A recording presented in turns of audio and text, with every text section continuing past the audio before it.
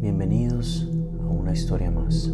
Hoy les contaremos la historia de Jonestown, el cual llegó a ser la secta más grande de Estados Unidos, liderada por su pastor Jim Jones, el cual generó uno de los homicidios múltiples más grandes de todos los tiempos, ocasionando más de 900 muertes, en el cual se encontraban más de 200 niños y un congresista norteamericano. Así que, sin perder más tiempo, ¡empezamos!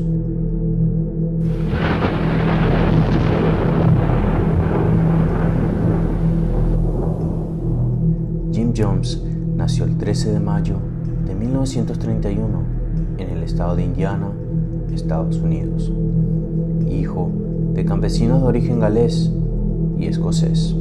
Su padre, James Thurman, era un excombatiente de la Primera Guerra Mundial, quien había enfermado a corta edad debido a los gases a los que se había expuesto durante la guerra. Su madre, Lynetta Jones, era una ama de casa, quien se vio obligada a trabajar para poder ayudar a su familia. La infancia de Jones no fue fácil, ya que contaba con un padre enfermo y una madre que no lo quería y que mucho menos se preocupaba por él. Él era un niño bastante especial y muy querido en su comunidad, quienes lo alimentaban y velaban por su bienestar. Uno de ellos era el pastor de la comunidad, que al ver que era un niño tan solitario, empezó a enseñarle a recitar pasajes de la Biblia. Fue entonces cuando empezó su fascinación por la predicación. Con tan solo 8 años de edad aproximadamente, se dedicó a predicar en la comunidad, incluyendo a otros niños de su edad e inclusive en ocasiones hasta los animales. A la edad de 8 años aproximadamente, estalla la Segunda Guerra Mundial y crece su admiración por Adolf Hitler, su poder y la capacidad de mover cientos y miles de personas.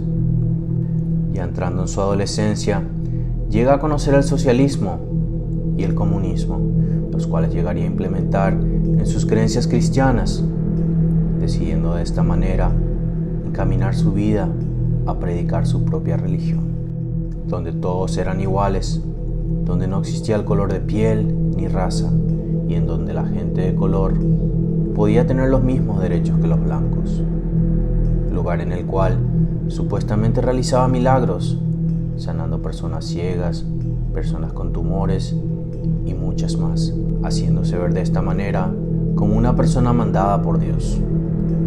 Decide entonces, en 1954, crear su propia congregación, llamada el Templo del Pueblo, donde su primera sede sería en Indianápolis, muy cerca de donde había vivido su infancia. Una vez estando allí, empezó a entrar en un mundo de paranoia y locura, creyendo que habría una tercera guerra mundial y que Estados Unidos sería blanco de ataques nucleares.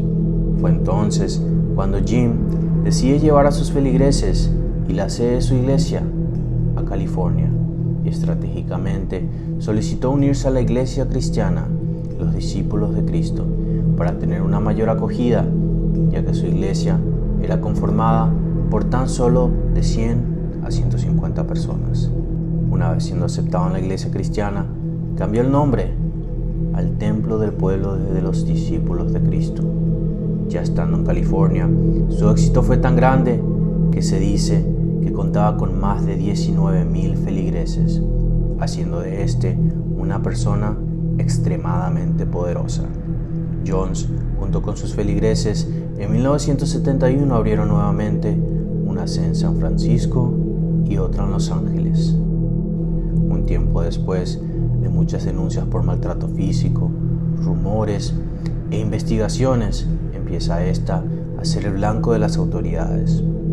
Es ahí donde Jones, por miedo a la intervención de las autoridades estadounidenses, en 1974 decide rentar más de 12 kilómetros de tierra en Guyana, ubicado en América del Sur y de habla inglesa, lugar que fue proclamado por Jones como un paraíso en el cual se encontrarían a salvo y en donde tendrían una vida perfecta. Una vez estando en Guyana, con su esposa e hijos y aproximadamente aproximadamente 1000 feligreses, después de un largo proceso para poder trasladarse a este nuevo destino, empieza una nueva vida para todos. Pero no la vida que prometía Jim Jones, sino una vida llena de trabajos, con horarios extensos, de 6 de la mañana a 6 de la tarde, a temperaturas muy altas, donde incluso los niños eran obligados a trabajar. Además de esto, su alimentación era precaria, consumían solo arroz y algunas legumbres, tal vez carne 1 o 2 veces al mes. Se dice que más de la mitad de la secta tenía problemas de salud, problemas estomacales, diarrea, entre otros.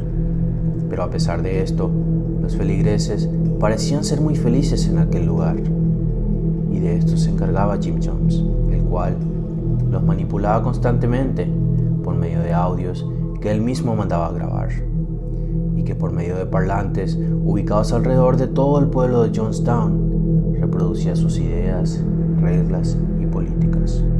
Los adultos o niños que se oponían eran considerados rebeldes y cruelmente castigados.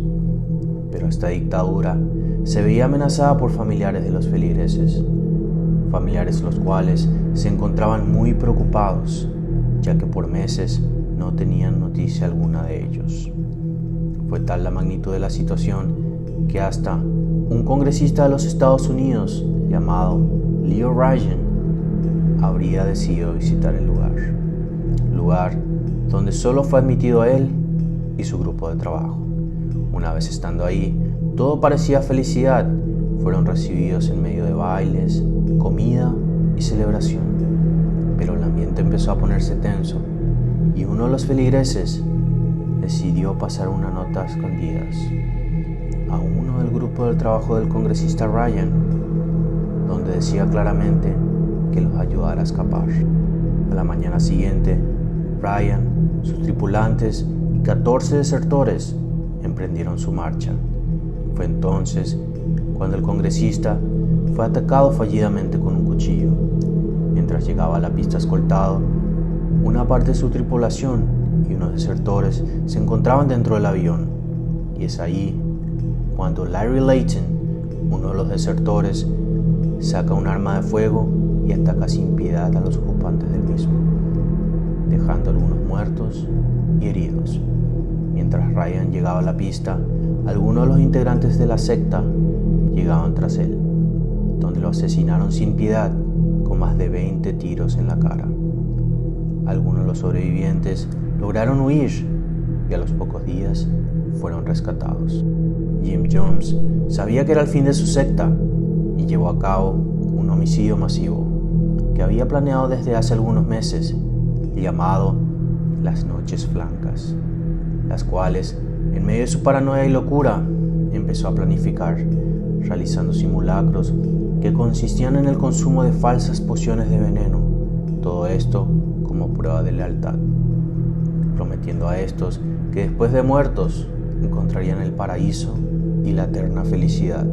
Pues ese día pidió a todos ir al pabellón y solicitó realizar la bebida, pero esta vez con cianuro, el cual pidió a todos beber, y quienes se oponían eran obligados.